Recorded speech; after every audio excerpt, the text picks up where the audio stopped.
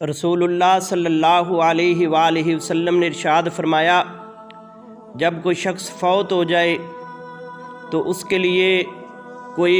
قبر کھودے تو اللہ تعالیٰ اس کے لیے جنت میں ایک گھر بنا دیتا ہے،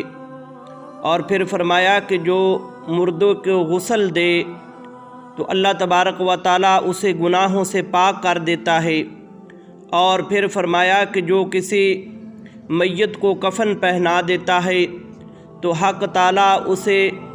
جنت کا حلہ پہنا دیتا ہے، اور اگر کوئی کسی غمگین کی جا کر دل جوہی کرتا ہے تو اللہ تبارک و تعالیٰ اسے تقوی کا لباس پہنا دیتا ہے، اور پھر فرمایا کہ اللہ تبارک و تعالیٰ جو شخص کسی کا جنازہ پڑھتا ہے اور پھر اس کو دفن کرتا ہے